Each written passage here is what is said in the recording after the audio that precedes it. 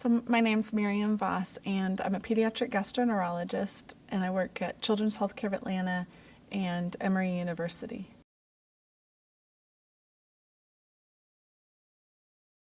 Urea cycle disorders are inborn errors of metabolism in the liver, and they're typically an error or a deficiency of one of 6 enzymes that are required for metabolizing the waste products of protein. So when we eat protein and our livers metabolize them, we end up with a waste product called nitrogen, and our bodies need a way to get rid of that. In the urea cycle disorders, the liver is unable to get rid of that nitrogen, and so you end up with a buildup of ammonia. The problem with a buildup of ammonia is when it gets high, that can cause brain damage, can cause, even in severe cases, coma and death.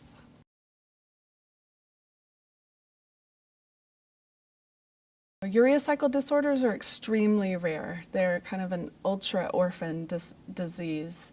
The estimated incidence is about 1 in 10,000, but probably the infants that are detected with it is even less because some children go undiagnosed or undiscovered.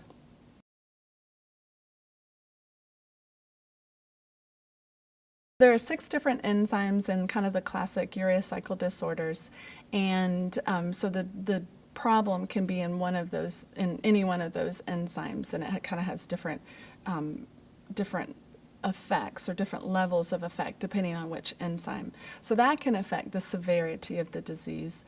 The other thing that affects the severity is it's not always a complete absence of the enzyme. So many children will have a partial function of the enzyme that they're deficient in. And so if you have a partial function, you may get along pretty well until something happens.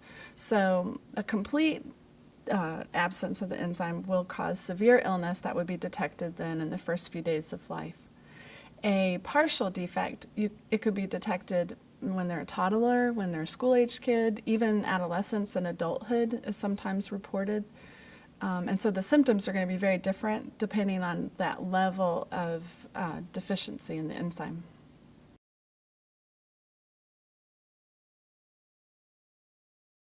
The symptoms of urea cycle disorders depend a lot on the severity. So in the neonatal period, if an infant is born with a very severe form, the symptoms will be lethargy, extra sleepiness, irritability, vomiting, and all that will start within the first few days of life.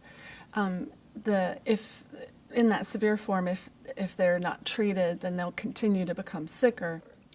In the very severe forms, the symptoms will start very early in the first few days of life, and initially they can be kind of lethargy, extra sleepiness, irritability, feeding problems, vomiting, so very nonspecific. If it's not treated or not caught, then the infant will go on to become sicker and can result in hypotonia, hypoventilation or hyperventilation, coma, and even death. In the less severe forms where there's some partial function of the enzyme, typically you wouldn't see them get so sick initially. But then they can do fine for a while, but maybe at the time of another illness, like a cold, flu, something like that, when that comes along, that hypercatabolic state that all children, we all get when we get sick, can result in increased protein metabolism, so then they get sick at that point. So they could present at 3 months, 6 months, a year, 2 years, just depending on how well that enzyme functioned, to allow them to do well until that point. If they present later, the symptoms could be very nonspecific again. It can be things like lethargy, kind of being more ill than you expect from another illness, things like behavior problems later in childhood can also be seen.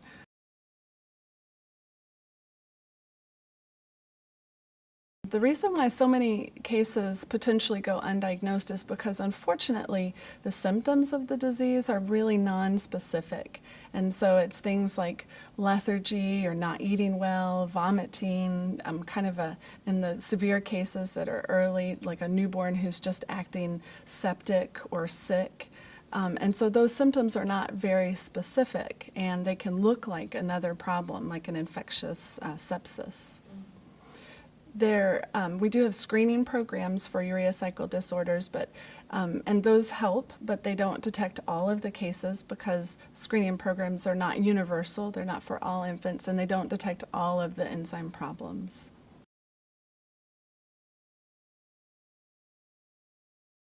The diagnosis of urea cycle disorders is made by detecting an ammonia that's elevated.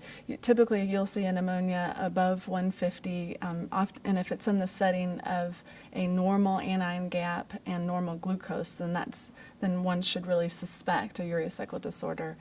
And then other biochemical tests along with genetic studies can be sent to confirm the diagnosis.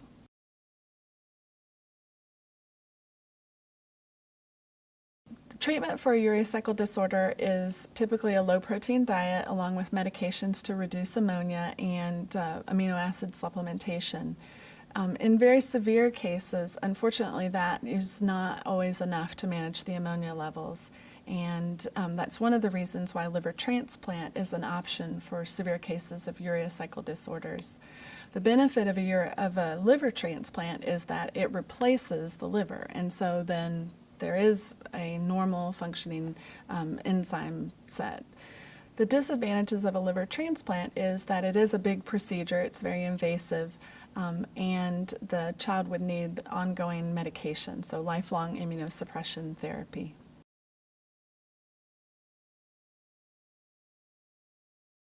If a physician is seeing a newborn or a neonate who's very ill, I think it's important to send an ammonia level early on. And it's a simple test, it doesn't take a lot of blood, and so that, I think, would help to detect more infants earlier in the process. Once you get an elevated ammonia, I think that the next step would be to get a geneticist or a metabolic physician involved early.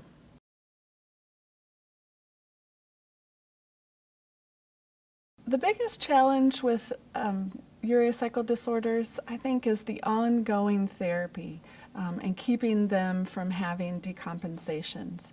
So unfortunately, the therapies that we have for urea cycle disorders, they're not cures. It's really a medical management. And so the kids still have some episodes where their ammonias go very high. And they may even have just kind of a chronic low-level elevation of the ammonia. And the problem with that is that it continues to cause small amounts of brain damage or even bigger amounts of brain damage when they get sick and have a crisis. Over time, those lead to decreased function. And so most children with urea cycle disorders end up with developmental delays, school dysfunction, and not really being able to perform on the level of their peers. And so I think that that's one of the really difficult parts of the disease. It's one of the reasons why in the severe cases where kids continue to have elevated ammonias, we're doing more liver transplants. A liver transplant gives them obviously a new liver that has normal enzyme function, and so essentially it cures the disease. And so being able to do that before the brain damage happens, I think, is really the best answer in the severe cases. One of the challenges there is that a liver transplant is an invasive procedure. It's a big deal, and it's hard to do in very small babies. And a lot of the problems occur in that first year of life. So we definitely need more therapies for that first year of life where we see a lot of the problems.